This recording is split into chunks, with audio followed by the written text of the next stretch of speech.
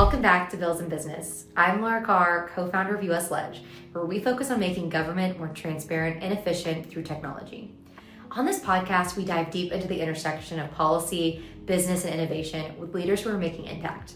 And today, I'm honored to be sitting down with a woman who's worn many hats: business owner, grassroots activist, state senator, and now media entrepreneur. She's a lifelong political advocate, and after serving in the Texas Senate, she launched the Texan News, a news outlet dedicated to factual and straightforward reporting. Welcome, State Senator Konni Burton. So Konni, those who don't know you, would you mind telling just a little bit about your background and a little bit of your story your story is you have a lot to tell. So maybe, do you want to just start from the beginning where you started? I was a small child. Yes. Sorry. I'll kind of start from and just skip up. But, I graduated from the University of North Texas with a marketing degree. It was a very, very, very long time ago. As a matter of fact, I've talked a lot about that lately because marketing then and marketing today are two very different things. And while I can still help our company in that regard, it's so different with technology and social media, than what we studied. But I mean, the basics are still the same. But anyway, that's what brought me up to North Texas area. I was born in South Texas, a little tiny town outside of Corpus Christi. My dad was the principal of the school. My mom was the school secretary. It was great. From first grade, we didn't even have kindergarten. That's how old I am. Yeah, we did. Awesome. We had first grade through 12th, and then I went to University of North Texas. I married my husband, Phil. We met there, and we ended up, I went to work for Olmsted Paper Company. Olmsted Kirk Paper Company, was a sales rep for them for a while. And I think we had a little apartment in Irving, and then we settled in a suburb of Fort Worth. Then we moved to Colleyville, where we lived for 30 something years. And that's where first I'll back up a little bit. So when I was working for Olmsted Kirk Paper Company, I realized that I didn't really like to work for somebody else very much. I preach. I get you there. Yeah. Sure. I mean, I enjoyed the job and everything, but it was like, I didn't really like this.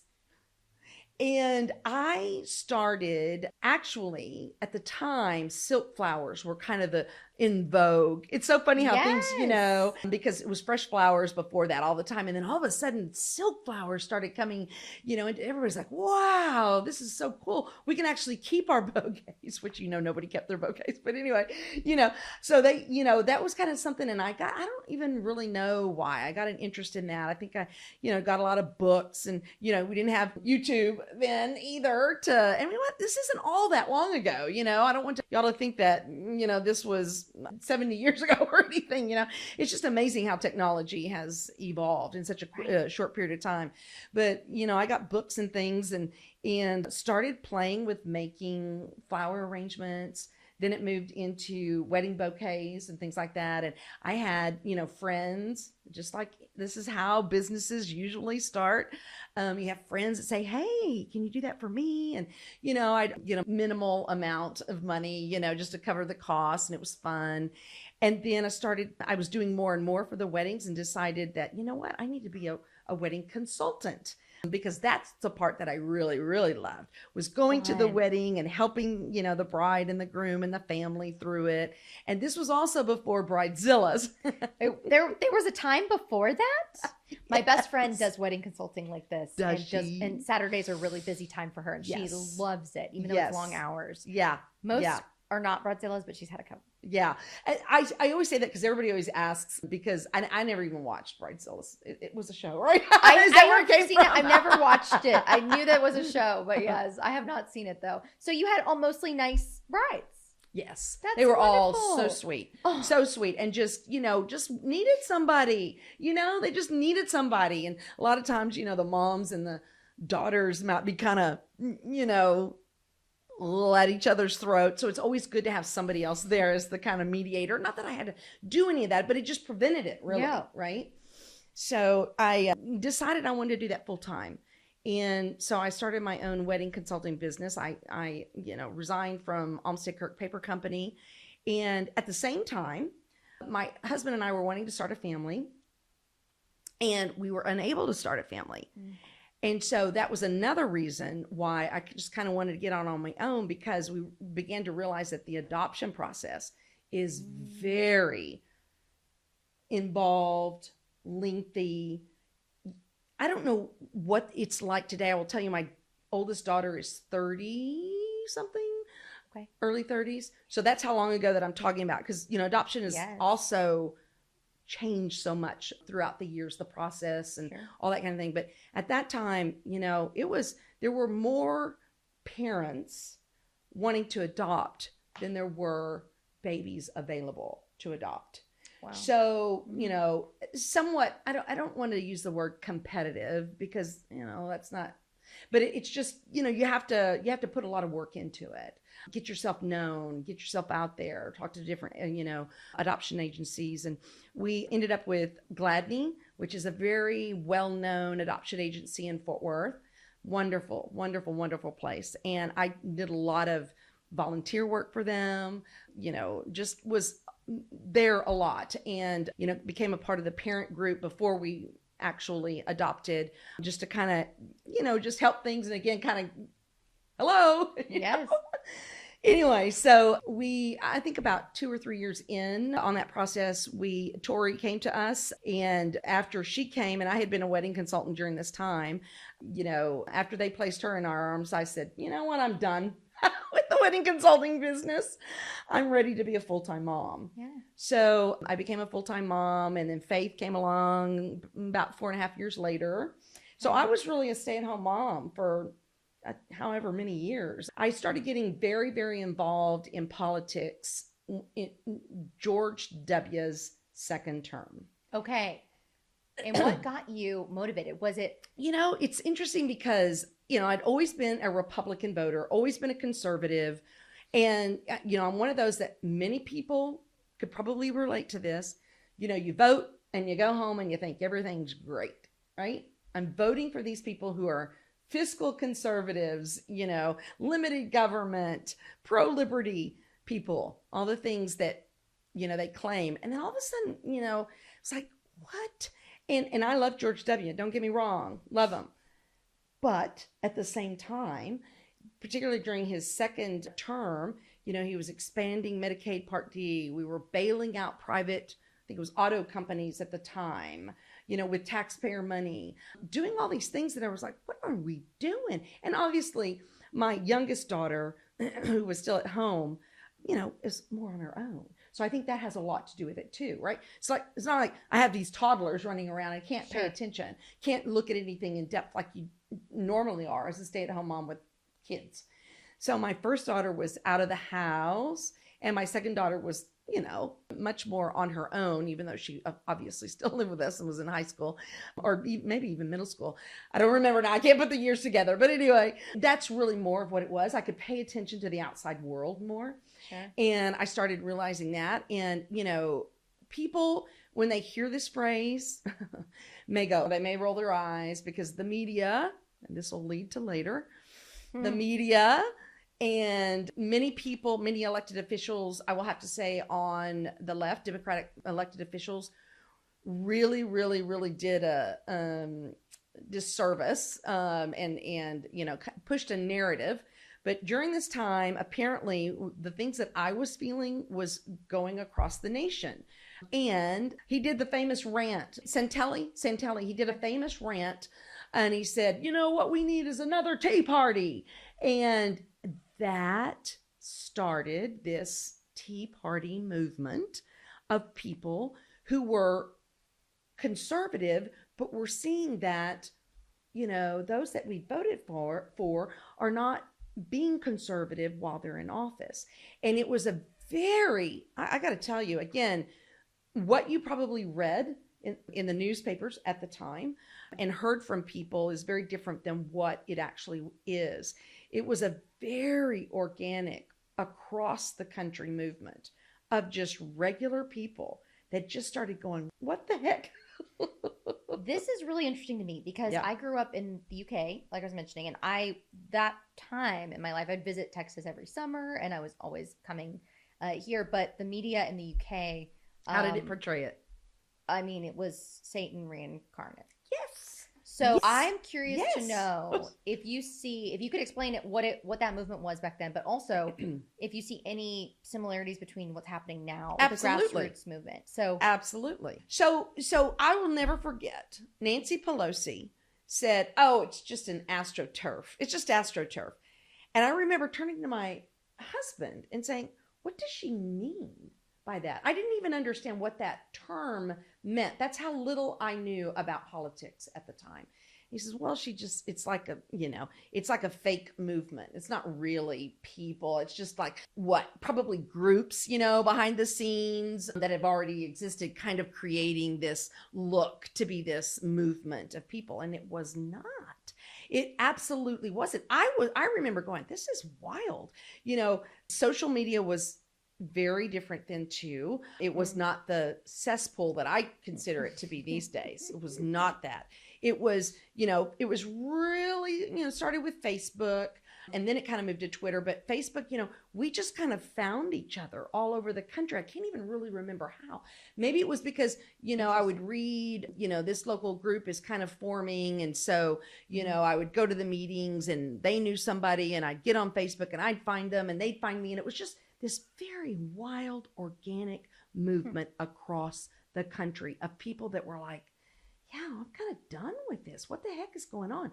So even though you will be told that it was a movement that started under Obama, it was not. It started with George W. And there was just this kind of percolation of, what are we doing here? Then, of course, Obama got into office and everything went into overdrive. I mean, he was, Obamacare was the thing that he wanted, that it was his legislation. We're going to get this done. We're going to push it through. We don't care. And we just went, holy cow, it's really bad. And, more groups were formed, more communications, between us. We did rallies, against Obamacare. It was just it was so fun. I'd never made a sign in my life. So you were campaigning actively at this point. I would say not. Well, yes, I guess you could say I think of campaign with running for office. Okay. It was more, an activist. Activist, yeah, activism, right? I mean, I literally made homemade signs. Wow. Never had done such a thing in my life. It was exhilarating because everybody was there, doing it. But one thing that was beautiful about the Tea Party movement is that there was a lot of people within it that said, we can't just, protest. That's the word I was looking for a minute ago. It's like, we can't just protest. This is good. We need to let them know, but we need to do more. We need to find people to run for office and not only nationally, but at the state and local levels as well. Because what I particularly realized is, DC, and we know this even better now with what's going on and what they're finding with Doge and things like that, of how bureaucratic mess it is. And you realize that, when you're looking at that, it's like, how can I make a difference? It's a mess up there. At the time, I think it was $16 trillion in debt. I don't even know where we are right now. It's astronomical. Right. It's like, I can't remember. It increases every day, So we quickly realized that, okay, we really need to focus on Texas. Mm-hmm. And while we can certainly look to find people to run for office for, U.S. Senate and for Congress, what are our state legislators doing?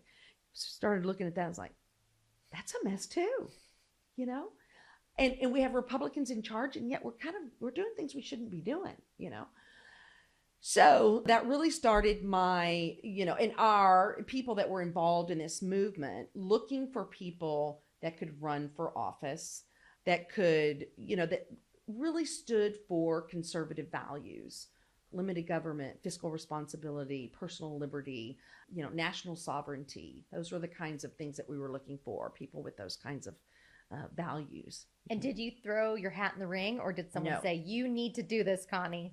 So I was perfectly happy being an activist. It was fun, exhilarating, finding the people, helping them get elected, donating money, I knocked doors for people. And that was really fun. If you've never done it, it's a fun thing, because people are just, they're hungry for knowledge. They just, it's like, can you just tell me what's going on? Some of them, right? I don't blame them. That's how I was only a few years before that, I love talking to people too, because door knocking, I did this when I was in the lobby most of all, just to kind of get a consensus of what was going on, boots on the ground in the areas, and then see what the constituents actually thought of their legislator was interesting too. Yes. So when you talk to people, that's boots on the ground. Door knocking is probably the best way to find out what's actually going on. It absolutely is. And I loved it. I loved it. So I was perfectly happy doing that. Then I had, which was really odd, it was in Tarrant County. I don't know if I got there. Colleyville. Did I already mention that? I lived in Colleyville at the time. And my state senator, was Wendy Davis. Have you ever heard of Wendy Davis? I have. Okay. So Wendy Davis was a Fort Worth city council member. And she was well liked. And, I'll never forget, when I was talking later to people, she would send out very pro-military mail, for her campaign. And so everybody thought, I like her. She's great. She's pro-military. And they voted for her. Now, this was during, city council. And I think actually she might have done that as well when she ran for, probably more so, obviously, why would you send that kind of mail out for city council? It was when her first run for being a state senator. She sent out that kind of mail. And, she's a Democrat, but, we like her. She's pro-military. Vote for her. That's the comment I would get from a lot of people. Okay. So once she was in the Senate, you start to see, because she's got votes to take. And you saw more and more and more how she was left of center. And I obviously did, because again, I was an activist. So I was paying close attention, whereas a lot of us, again, don't really, right? You don't sit there and look at everybody's vote. Oh, I do now. Yes.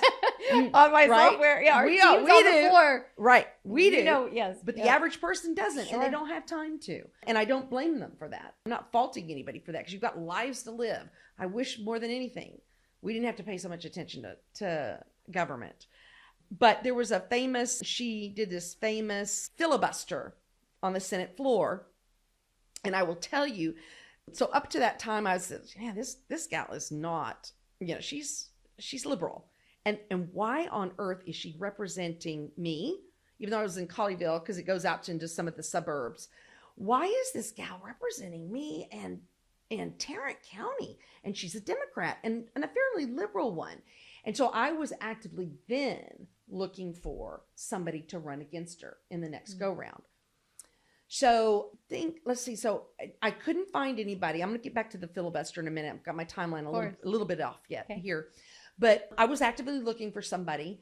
And then that's when somebody said, why don't you run? I was like, what?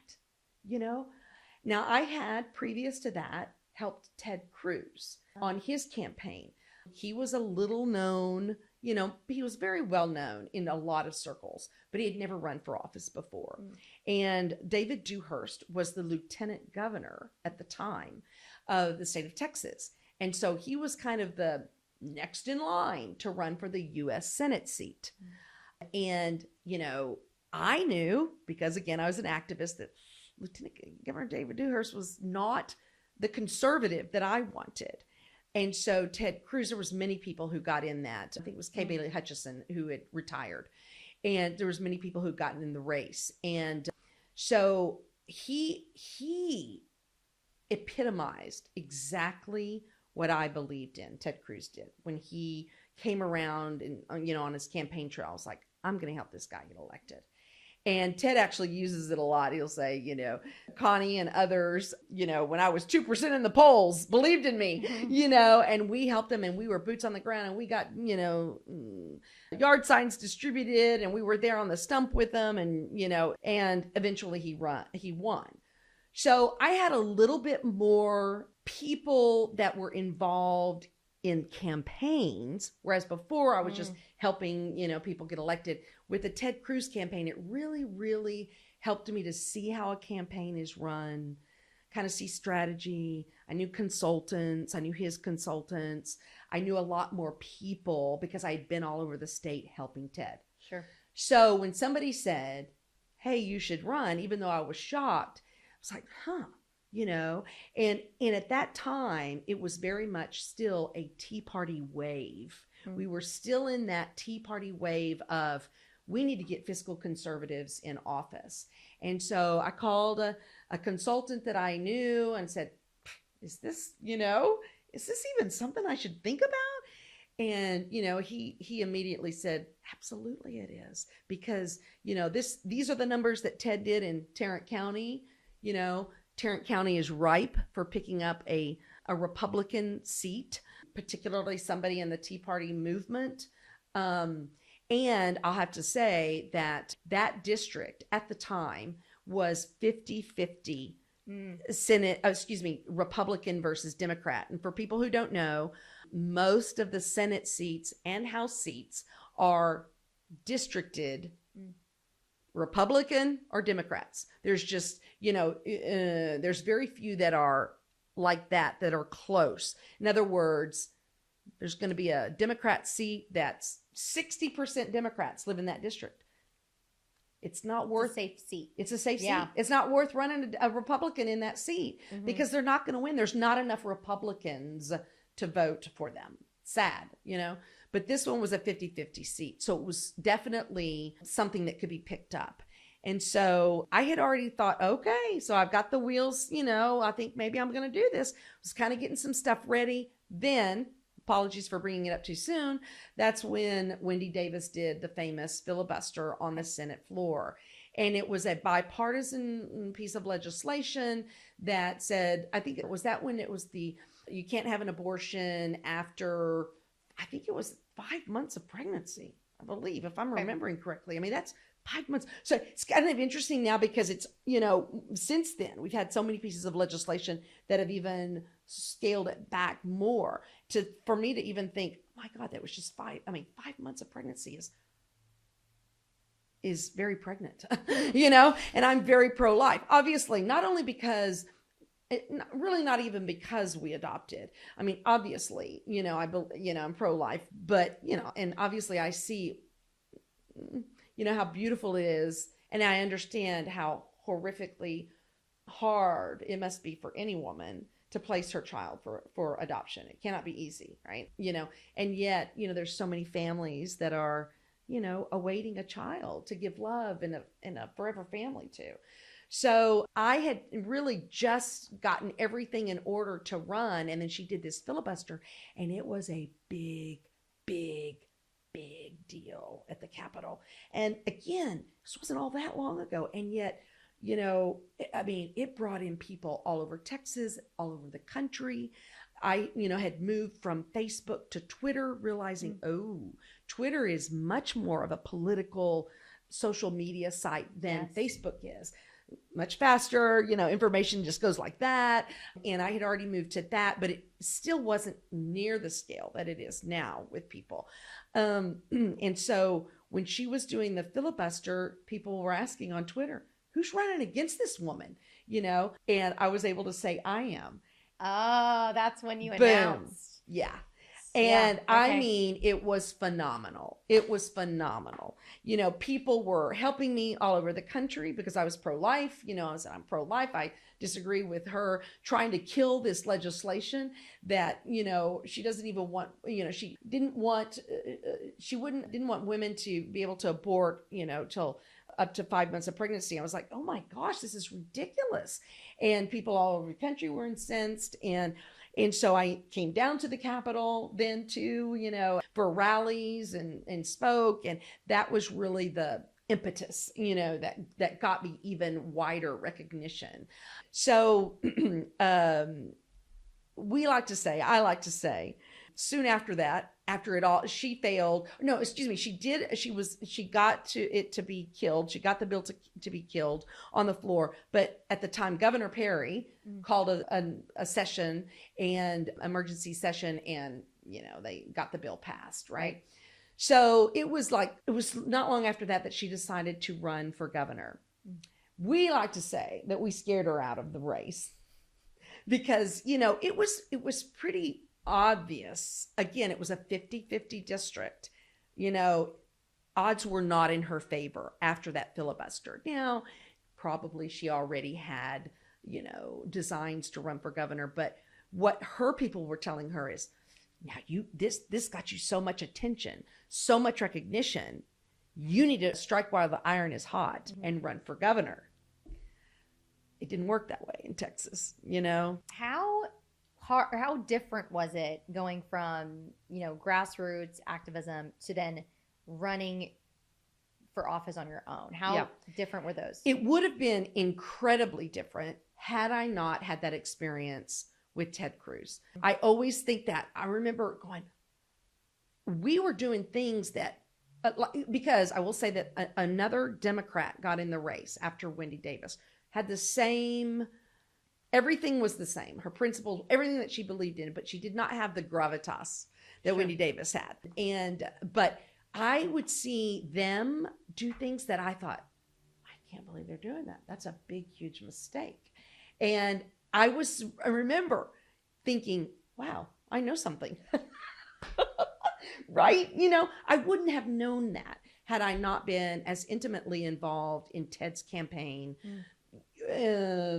known the consultants that, I wasn't trying to learn how to run a campaign at all. I was just trying to get Ted elected. But I knew the consultants. We talked daily about, you need to be here. We want to do this because of this, so that teaches you strategy. So it really wasn't hard for me, but I think it would have been hard had I not had that experience, because you do know, oh, okay, I see now, the kind of strategies, just even things like signs, yard signs and mails and mailers and slogans and things like that others kind of have to start from the beginning, What was it like to win? Oh my God. It was so awesome. Oh my God. I bet. Well, was it close too? Was it a close race considering it was 50-50 district? Yeah, I can't remember. It wasn't, I can't remember the percentages right now, but it wasn't that close. Mm-hmm. We won pretty, what's the word I'm looking for? It wasn't, it wasn't overwhelming, but it was enough of a victory that there was no, like, whoo, kind of a thing. So we had a big thing in the stockyards. We had somebody that was obviously watching the numbers, and we had a pretty good idea that we were going to win, which was awesome, but you never know.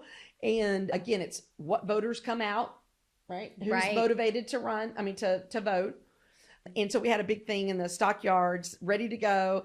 And, I was behind the scenes. I didn't come out because I was too nervous. And, then when they called it, for us, walked out, and it was just cheers from everybody. It just gives me chill bumps now because it was so important. It wasn't, people say this all the time, but it's the truth. It wasn't about me winning. It was about getting rid of and not having another pro-abortion. And I know people, don't like that term, but at the end of the day, they didn't want somebody that supported abortion in that seat.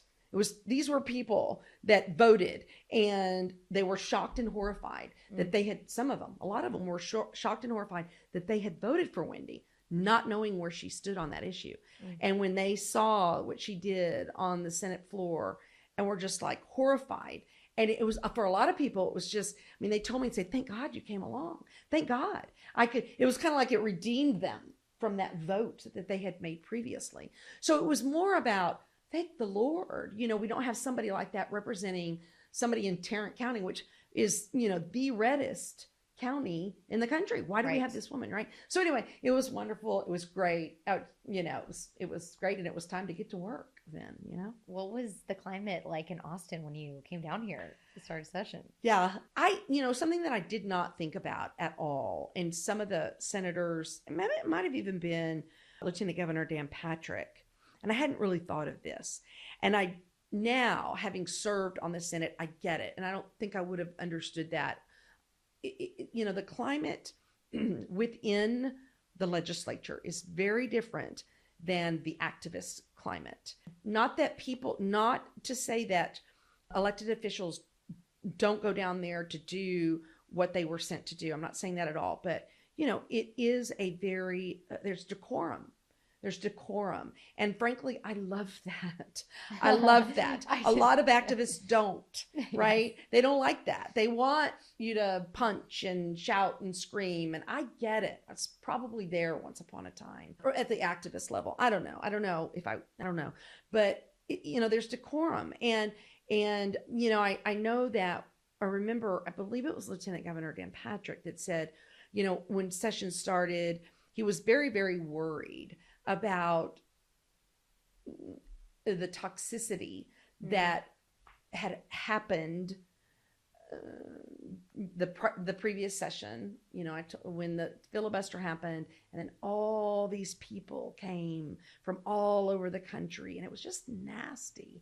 It was warring. I heard from a lot of people that it was a dark place. Literally, like in the Capitol that time or that day. That during that filibuster, all those hours, however many hours she was on the floor filibustering, people said it was a really dark place because of what, they were fighting for and what they were fighting against, Yes. And it didn't feel good to them. And this were activists who said this. And then Dan Patrick said, he worried because it was so toxic. And again, something that I hadn't thought about is because in the Senate and the House, less so than in the House, but there is decorum, and so you know what I'm talking about. Oh, for sure. I mean, the Senate's definitely, there's fewer members. Yes. And even people who are of an opposite party, you will get along and you'll be Absolutely. in the same room and you will. That's right. And I love right. that. That's right. It's respectful. You listen to each other. That's right. And those of you who may be listening or watching and thinking, it is a good thing. Trust me, because you have to work with each other every day. This is what I use to kind of explain it to people who are activists who don't like decorum. Like, okay, in your work, every single solitary day, if you were tweeting out something about your coworker that you have to work with in some capacity, either whatever that work, you have to sit next to each other, you've got to work together, and yet you're tweeting out what a jerk they are. That's awkward and weird. Yes. And not productive. And you're not, and like it or not, and people may say, and I didn't like it, grudges are held, and so people kill each other's bills because, somebody said something about somebody. So in one way, it's very middle schoolish. Yes. Yes, that exists. But also, you can't blame somebody if they're tweeting out, you're a jerk. Yes. Right? I'm going to be like, I'm not helping you. I'm not signing on to your bill. As a matter of fact, I'm going to try to kill it. That's human nature. And that's what I try to explain to people. There is human nature in this. And so particularly with the senators, we get out on the floor and not fight like the House does, but we do, fight with each other on legislation and say, I don't like this, but of course then you say respectfully, I know, it's always funny. Right. Yes. But we also in the Senate, and I think the House has this too, I don't know particularly, but we have a little room where we all go and we eat lunch because you're on the floor all day. And so we have a little room where we eat lunch together, sometimes dinner together because we're there all day. And so we're asking each other how your family is. How's your family? You get to know their wives, their husbands, their children, and it doesn't, you can still remain conservative. I did. I can still, that doesn't, just because I'm friends with them or want to know how, that we are, nice to each other and we care about each other, doesn't mean that I'm going to go out on the floor and vote for their bill. I think that does happen. I think people do get swayed because they become friends with somebody. I do think that happens. The funniest thing, I just loved it to death.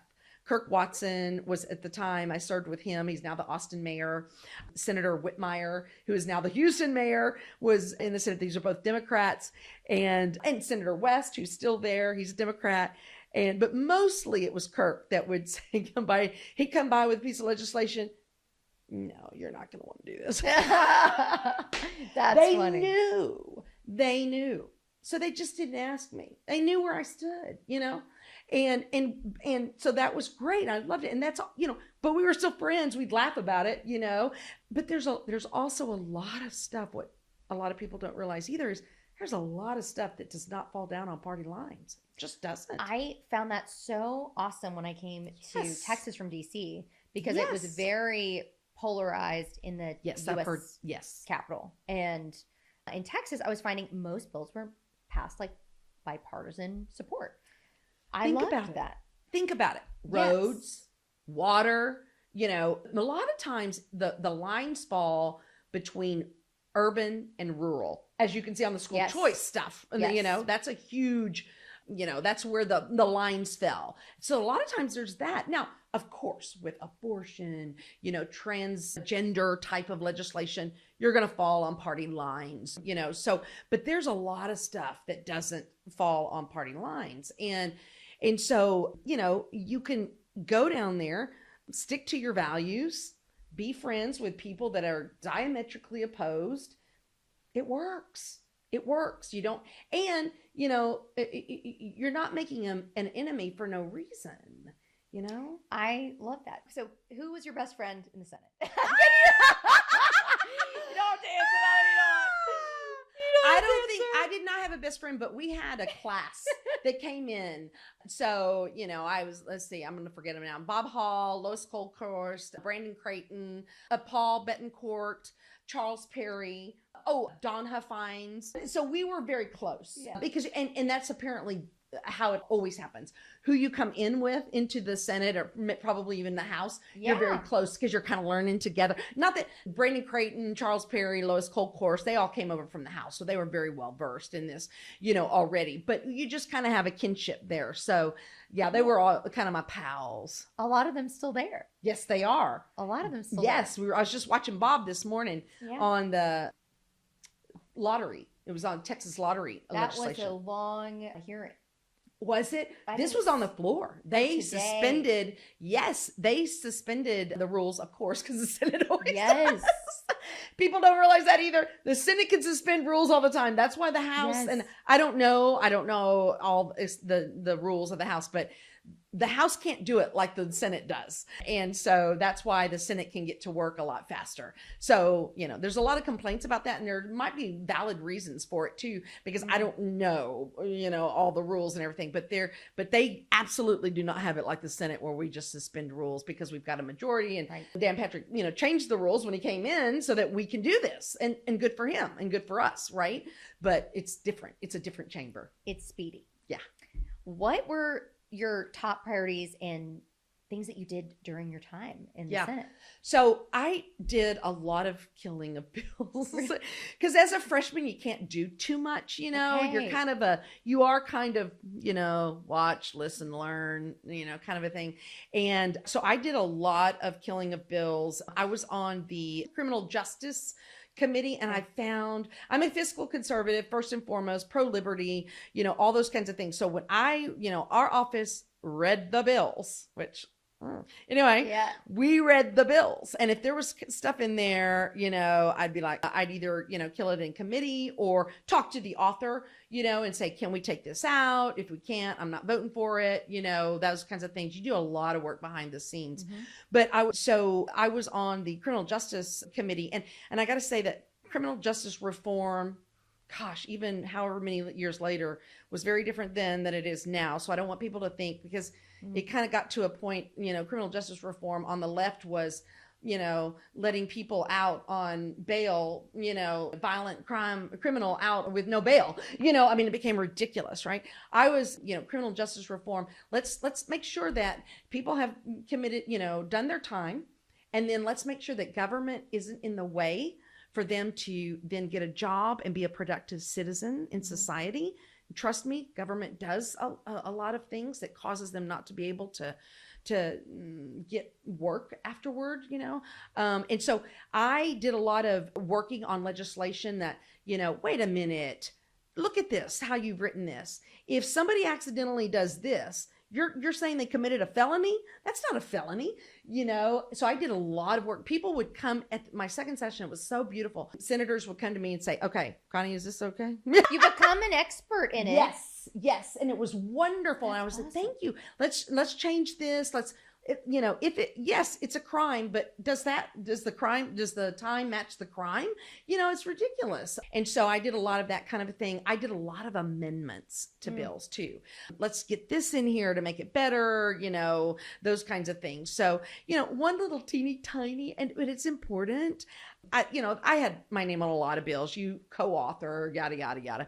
But one little teeny tiny thing that I did was there was a group in my district very much for, medical freedom, those kinds of things. And said that when you go and have a baby, immediately after the baby is born, the baby is swabbed with ointment on their eyes. And for good reason. This is, it could potentially prevent something that could potentially blind the baby. And it's a good thing. But what was happening is, there were, I may be remembering this wrong, is only with vaginal births or something, maybe, and so women who were having C-sections were saying, I don't want that. I'm more, I don't really want that stuff on my baby's eyes. It's just not necessary. Right. It's not necessary. But they couldn't say no. The doctor wouldn't let them make that decision. Isn't that kind of bizarre? Yes. And so I got that through that now the mom can say, no way. Yeah. And isn't that, but I've heard from so many women since then, it's like, thank you for doing that. So there's all sorts of, now that doesn't fall on party lines. Well, I was going to say a lot of the criminal justice work you did too. Absolutely. As a matter of fact, I actually had to fight more with Republicans on that because there's a lot, at that time, there were a lot more lock them up and throw away the key, the old school Republicans. And they weren't realizing. I said, I'm not trying to let out violent criminals. I want them put away like you do. But let's not, there was like rules in place where somebody couldn't get a barber's license because they couldn't do work with scissors, but they weren't a violent criminal. Oh, yes. There's all sorts of, government is crazy. I love to hear that for someone who worked in government. I think only people who worked in government could say that. I just don't like it. Yes. Because rules are they just become these stupid rules. So somebody who had been in prison for something that had nothing to do with any kind of, violence or scissors or anything, they couldn't become what are most of these people going to do? They're going to do these kinds of, there was things that like prevented them from being a plumber. I can't even remember now. So those are the kinds of things that I tried to undo. Interesting. Yeah. Before the heartbeat bill, yes, was when you were in office. Is that correct? It was before heartbeat. Yes. So what work were you, because I'm curious, you're obviously very passionately pro-life.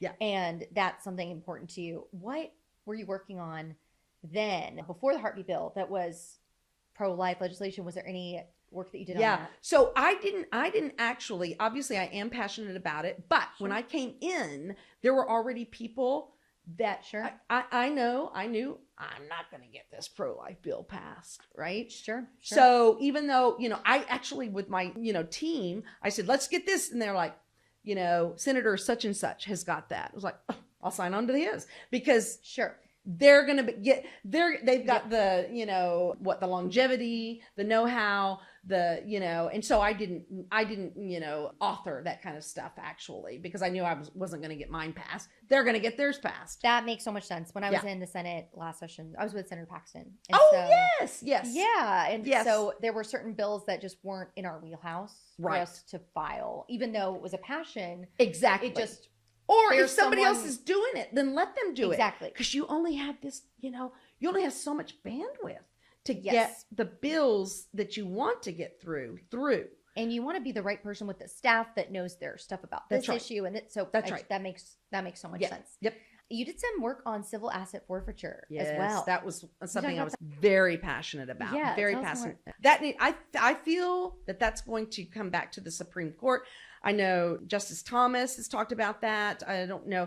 I just think it's unconstitutional. I just think it is unconstitutional. We've got some safeguards in place here in Texas, but I'd like to get rid of civil asset forfeiture. Law enforcement wants it, of course.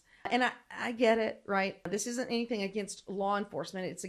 It's something that I believe goes against the Constitution. But there are forces there, that are, it kind of pitted me against law enforcement, which I hate. Because, I believe in law enforcement, right? But, civil asset forfeiture, a policeman can pull over somebody for something. And if they see some cash laying there on their car seat in an envelope, and I get it, like they can immediately think drugs or something like that. They can confiscate that if they feel like they have, I did not know that. Good reason, confiscate that. And basically what civil asset forfeiture does is it causes that person to have to prove that they weren't selling drugs. Well, how do you prove a negative? That's not how our system works, right? You're innocent until proven guilty. You're not guilty until you try to prove yourself innocent. That's not how we work. And a lot of times this stuff, gets confiscated. And then even years later, when they find that this person wasn't doing that, they don't get their, either the money or their, sometimes they'll take their car. It's really, really something that we need to get rid of. But again, police officers for good, of course, somebody who's dealing in drugs is probably going to have cash laying there, right? But a lot of people, like, I just sold, and particularly those of us, probably you and I, Facebook Marketplace. I just went to the ATM. Holy cow, right? Yeah. Oh, wow. Right? Yes. We just bought that armoire you saw down there. Exactly. Yeah. So there's good reasons to have cash. And yes, drug dealers are going to have cash, but so there's a real tension there between anybody who wants to try to get rid of civil asset forfeiture and police who want to use that to capture bad people. I believe that the Constitution comes first and our constitutional safeguards should be first. And there's a lot of people on both sides of the aisle who do too. Well, you're very passionate. I love it so much. And I know that what kind of started the transition from wanting to start the Texan? You're the CEO and founder of the Texan News. Were you in the Senate when you were thinking about starting this? Or no. How did that transition out of politics come? Well, I say no for that particularly. Okay. My husband and I have always been frustrated with the media. And of course, even like back 100 years ago when we were reading the Fort Worth Star-Telegram, and I wasn't even an activist at that time. I was like, I'd get frustrated because it'd be like, they were telling the story. It was kind of offensive, the point of view that I was having to read the story from, political stories. And I don't even think I understood it at the time. I just know it made me mad. I don't know that I could have put in words why. Yeah. So we'd always been frustrated. As a matter of fact, I remember canceling the Fort Worth Star-Telegram because I told them, this poor person on the phone, you don't respect my point of view. I want to cancel it. So we did. And then of course, when I became an activist, and, we'd go to these rallies, these Tea Party rallies where nothing with a bunch of people with signs saying we don't want Obamacare. And then I'd read an article the next day and be like, they talked about us like we were some sort of satanic force. And I was like, we were just some people. This is how our country exists. You protest, you show people you're not for this kind of stuff. And I started, it was like even more because it was personal. So I was there. And this is how you're reporting this, And then, of course, when I was running my campaign, because I'm a conservative Republican, Wendy Davis always got glowing articles about her when she was in office, this Fort Worth senator. And, the articles were not so glowing about me when I was running, and certainly not when I was in office. It's just, you could see it. You could just see the difference in how much you were written about or little you were written about, how you were written about, the words they would use. It was just incredible. And my husband always said, why in Texas, which is a majority Republican state based on elections, right? We're talking about elections. Why do we have a media that speaks from a left of center viewpoint? That was, it's like, it's like they don't understand our issues. For instance, okay, we have people who are concerned about the border. They're concerned about illegal immigration. But stories would always focus on people on the right because we're racist. Like, I grew up in South Texas. What are you talking about? You know, we're concerned about human trafficking, drug trafficking, national sovereignty. You know, we have a system that people are abusing. They're coming over illegally, you know, but that's not where the story's focus is. It's more about racist. You know, you're a racist. Like, what? And of course, we've seen that evolve, you know, over time to just be, we're finally kind of overcoming that, you know, with Trump now in, and people are like sick of it. You know, we're just sick of it because it had gotten to such a level. But at that time, we were like, this is frustrating. And so Phil was always say that, you know, gosh, why doesn't somebody start a news organization? Not a right of center organization that does what they do, but on the right. That's not what we wanted to do ever. It's not what I wanted to do ever. I said, you know, and then I lost when I was running for re-election. That was the year of the Beto wave. Beto was running against Ted Cruz. And that was another reason. Media was unbelievable. You'd have thought Beto was the next best thing since sliced bread. I mean, the Dallas Morning News was showing him on a skateboard. You know, I mean, it's like, this is some really hard-hitting news. You know, I mean, it was glowing coverage. You know, it was all over the country. I had somebody that later moved in from another state that said, when Beto ran for the presidential, in the Democratic presidential, they were, that's who almost beat Ted Cruz. I said, yeah, because it was it was unbelievable. The media was unbelievable. I mean, he was just this wonderful golden boy. Shows its power. Yes. Yes. And so I actually outperformed Ted Cruz in our district. I think it was only Governor Abbott. Yes. Yes. I mean, we actually had Beto voters and Konni Burton voters. And we were running against somebody that had no name idea, but we were still a 50-50 district. And with Beto on the ticket, it just brought out people that we were like, who are these people? We had no idea who these people were. No idea. I mean, they just came out of the blue because they saw Beto and they voted straight ticket.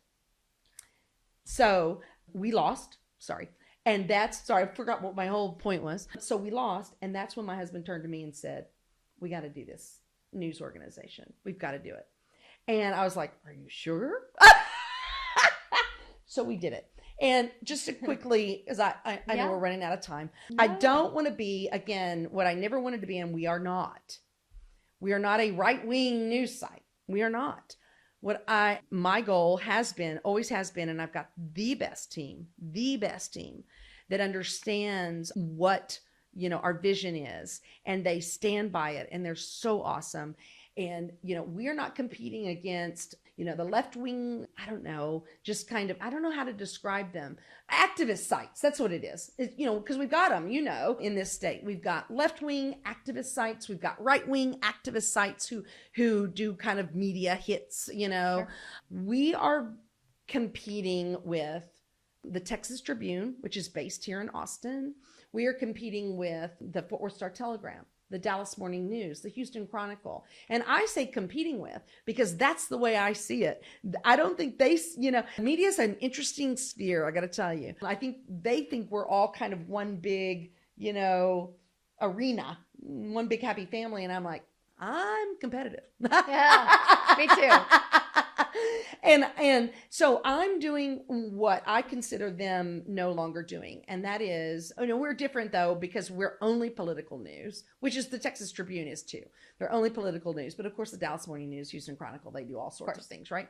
So we're just a political organization. We are statewide, but we report factual happenings in Texas politics without pushing any narratives, without telling you what or how to think, without coming at it from a right-wing point of view. Now, perhaps that's some of that, what some people may see it in some of the stories that we do write on. Because one of the things that I always got frustrated with was when, the media would write about abortion, it wasn't very often, because they have issues that are very important to those on the left, and we wouldn't see stories of issues that were important to us. So if people see that, anything with us that might make them think they're more right-minded, it's because of the kind of stories that we write on, because you don't see them in the other media, because they're issues that are important to right of center, and frankly they should be important to left of center people too, because it helps them to determine, hey, I don't like this, I'm gonna work against this, right? But we're not portraying it that way in our articles. We're just giving people the facts. And so, I just think that's what media is supposed to do. Quit being activists. Media is not supposed to be activists, and to me that's all they are anymore. And so that's what we do. What would you say to somebody who comes in for an interview and wants to know what the mission is to follow? What is the mission of the Texan? To factually report Texas political news. That's really it. Now, we only stick with Texas, like we report national, state, and local. I always say, I talk about the Texan, I go around the state, get invited to talk, and I always say, we're not going to write about AOC's latest tweet because we don't care. Now, it's great fodder, and I like to, I pay attention on Twitter too, right? But it's not going to, so another part I guess I will add is, what I always say is, what we want to make is people more educated at the ballot box, so that they can make an educated decision at the ballot box, regardless of where they fall on that information. And so that's why we don't write about, AOC's tweet. We don't care. It doesn't have anything to do with Texas. And while it's, again, like I said, in fodder, we only, we'll talk about issues or anything at the national level that will affect us here, or it has something to do with voting at the ballot box. And you've had a lot of success in starting and founding. Yeah, it's been great. We have gotten such respect. This is interesting. This is what I did not expect. So I'm much more concerned about people out in Texas. That's my concern. Because I was there once, like I said earlier, people just don't know, and they want to know, but they don't know where to go, and so I've always envisioned the Texan more about people outside of Austin reading and understanding and helping them. What I did not expect is the amount of respect and need of people here in Austin. And it's been wonderful. And of course that helps, the ripple effect out from there has also been very helpful. And I mean that, people in Austin want to also get their news. People who are involved in politics also just want to, they don't want to read the narratives, the rhetoric, there's certainly gossip, that they want to read. Oh, sure. We all want to read. And there's those sites too. We really don't get into that. But I did not realize how important it was to the Texan and our mission. And it really has been wonderful, because here's the deal, this is what people have said. Wow, you said that's what you were going to do, but you really have done that. It's like, yeah, that's our mission, and so when we need, when we want to get somebody to interview, whether it's a Democrat or Republican, they say yes. Great. And that's what I mean, how important it was in Austin. And we're not doing anything for them. They're not doing anything for us. They just appreciate us because we're not twisting things. We're not putting words in their mouths. We're just letting them, give the information, and we're reporting it to people. So it's been very important. We got, the speaker, I think it was his first public interview for our event that we just had, our 89th legislative session kickoff event. We got Speaker Dustin Burrows. I think it was his first time out. We got the Lieutenant Governor, Dan Patrick. We had him on our last legislative event. And then a little while later, the governor's office said, hey, would you like to do an interview with the governor? We're like, yes, we would. Thank you very much. That's great. People coming to you. Yes. That's wonderful. Yes. And so Brad went up to the Capitol and got an interview with the governor. And it's just because there's respect there. And we can't give the news if we can't get to the people who are making the laws, authoring the laws, and literally there talking to them. So that's been just phenomenal. And I so appreciate it so much. The staff, I mean, they're the ones that have done that. They have garnered all that respect, and it's just been phenomenal. You have an amazing team. Yes, we do. We do. And we really do. Our team, the Capitol, sees them all the time, and that's awesome. Rave review. I think Brad retweeted our tweet yesterday and was like, "Hey, just sharing that he shouted out that he was using our transcripts." Oh, good. So good. Yeah. Yes, I was going to tell you that too. Oh, yeah. I have not asked, so only because I have Cameron doesn't mean that nobody else uses this, but I think it was at the event, and I said something about, that's the gal with USLege. And he goes, he might have told you this, but he goes, I use them all the time. I said, really? Because I forget to ask them, Sure. Because you're running a business, right? You didn't forget about these details. And I said, you do? He goes, absolutely. He goes, they're so dense. And sometimes it's just, awesome. He said he uses it all the time. So that's not to say that the others don't. I just happened to talk to Cameron about that. Sure. So it's been very beneficial to our team as well. I'm so glad, because it's the live transcription that is huge. I guess that was what Brad was using it for. But you have a great team. What was the journey from bootstrapping, right? We talked about this when I first met you, talking about our startup, and you're like, hey, we were late a lot because we're a startup. And what was it like from you and your husband starting this company to now? You're grown, you're huge, everybody knows you. Yeah. It's still, I mean, running a media company is not easy. And I will tell you, we are privately held. We went through a lot of different, I talk to people all over the country. People is like, how do we do this? Because as you know, and we all know, a lot of media companies are going under. And here we're starting this business in a not particularly great time, right? Okay. And yet we knew that we were needed, and so we're privately held. My husband and I are the only ones who fund this operation. That's awesome. And the only reason I say that is because I want people to understand, because I'm about to say this, that it's not, everybody sacrifices when they start their own business. But there's a lot of media companies that get money, big money donors. We don't have that. We have my husband and I. And that's why we're a subscription-based service, because we decided that this is the business model that will work.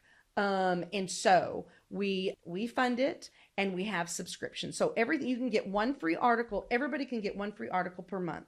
But after that one free article, you hit a paywall. And so I want people to understand we're sacrificing too. I know that it's hard to subscribe. I'm not a subscriber. You young kids are probably more apt to do it because everything is subscription, but people get tired of it all, right? And I hate it. But at the same time, this is the path forward that we could see.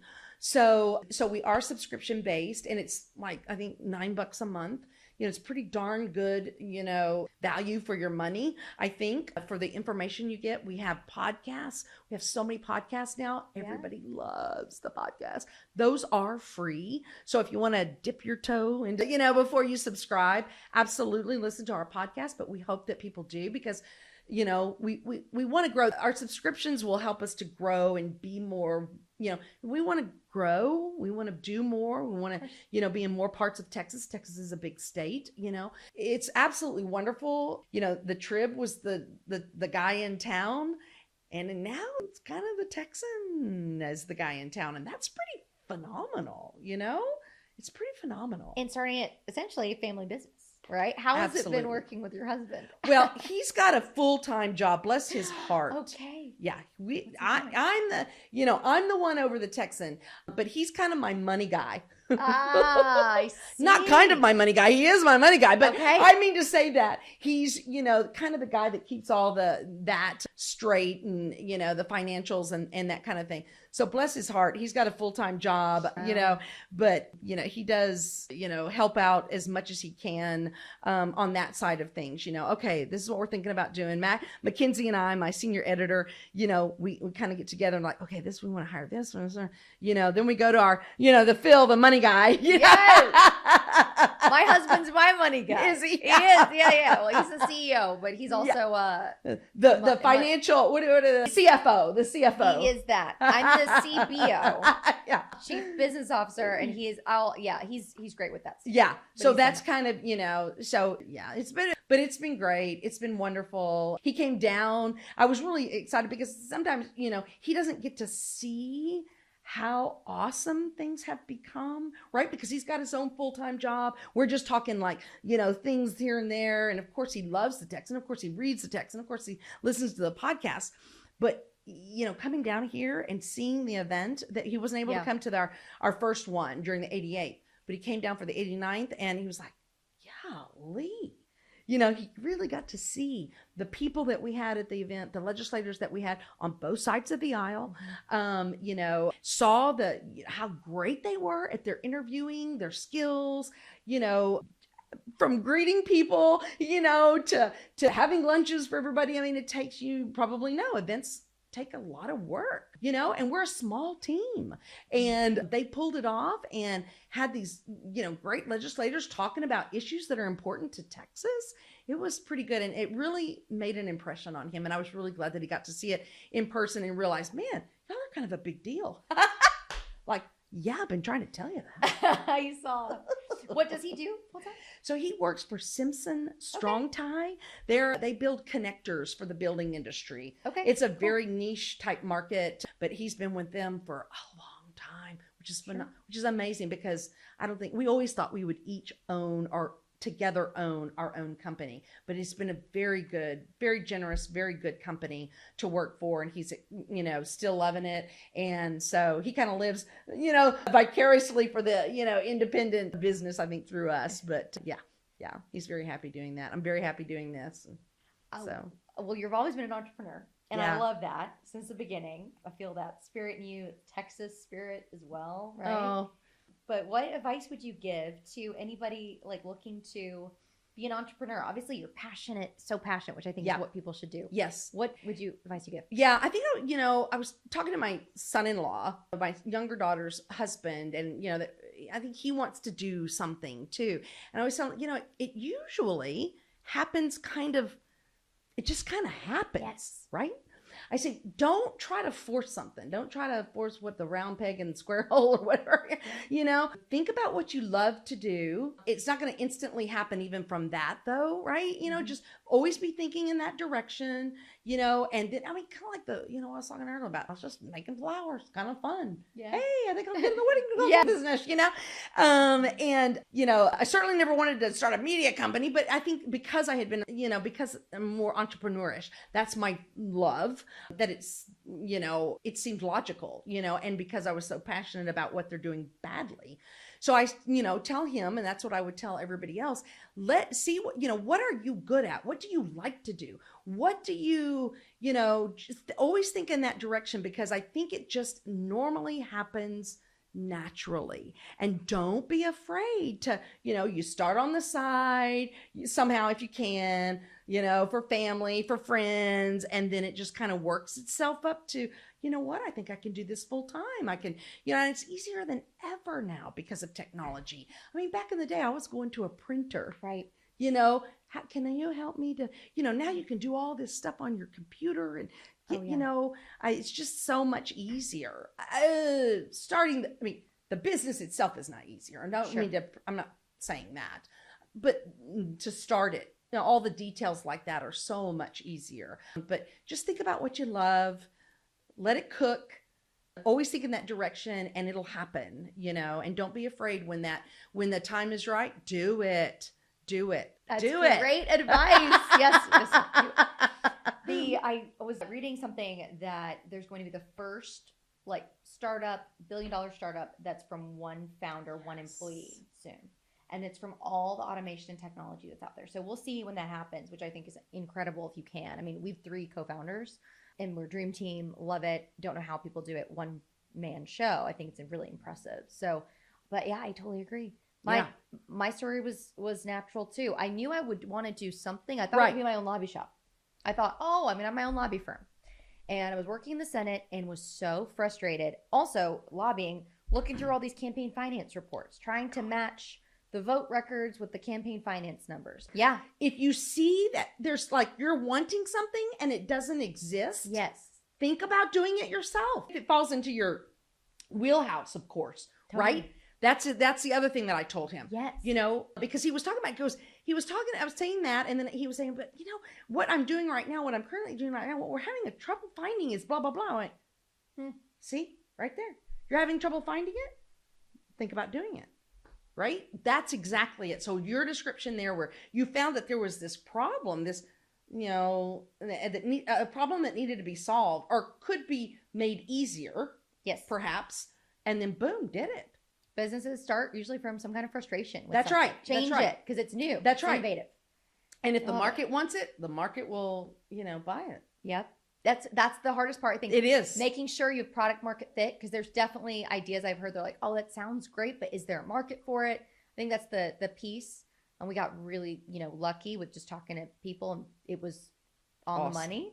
Awesome. But it was just from my frustration, turned out to be a lot of other people's Yes. frustrations. Because like Right. what I was saying, what I touched on earlier about marketing back then, you know, Oh, you yeah. talked about, I mean, you know, you did, it was very different. Now it's, you know, social media. And then for us as a newspaper, and then all that garbage that we all had to go through of the social media people, you know, saying, oh, yeah, now you can't all of a sudden advertise any kind of political stuff. And we're like, well, we're a political news organization. I mean, we could not. Interesting. When we first launched, we were all over social media, advertising, and it was fantastic.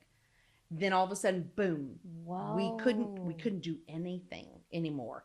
And I think it was all wrong, but you can't get through to anybody to make your case half the time, you know, at least for Wow. us who were novices in, you know, working through that social media sphere of trying to say, listen, we are a media organization, So you know. can't advertise now. We couldn't. Now we can again because Right. they've lifted a lot of that. And of course, now with Trump and all the social media guys and, you know, everything's kind of switched. It's all so bizarre Interesting. in such a short period of time. But yeah, I mean, so it's still not what it was when we first launched.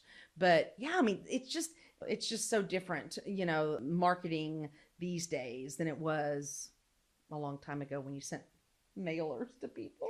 Oh yeah, they have to constantly learn all the new Yes. tech. We're hiring a That's- marketer now. Are you? It's hard. Well, it's a It lot of stuff I is. need help with that I don't know how to do. Exactly. And I'm not a marketer.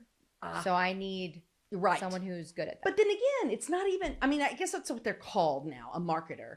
But it's technical stuff more It's very than, technical. right? It's how, you know, to figure it all out. And yeah, and I know it's the audience. It's all that kind of basic stuff too. But it's a lot more IT in my mind. Maybe I'm saying that wrong. It's SEO, the Yes, search yes. engine optimization. All of that, there's- and let's a try lot. these AB, you know. Oh, yeah. Yeah, all of that stuff. And I'm like, what? What are you talking about? You have a great team that does it. I love it. I'm so glad you do. But yeah, it's changed. Yeah, it's changed a lot. So anyway, but it's fun. It's great. We're very happy to have partnered with y'all. We're very happy to, you know, meet y'all and what Me you too. do and use your technology. Would that be the correct word? Yes, ma'am. Okay. Yes, ma'am. Y'all do a fantastic job. Thank you. And yeah, we'll just see what tomorrow brings, right? Thank That's you. the thing of a small business owner. We'll just see what tomorrow brings. Oh, exactly. Every day is different, and I love it. Yeah. But it's been amazing having you on the show. Thank you You've so got- much. I really appreciate you having me here. It's been fun. Of course. How can people find you, the Texan? Yeah. Shameless plug away. Yeah, absolutely. The Texan.news is our URL. So please go to the Texan.news. I don't really know what fake camera to look at. I should have asked beforehand. That's okay. But please go to the Texan.news and take a look and please subscribe. We would really appreciate it. Thank you very much. Thank you so much. Absolutely. Thank you.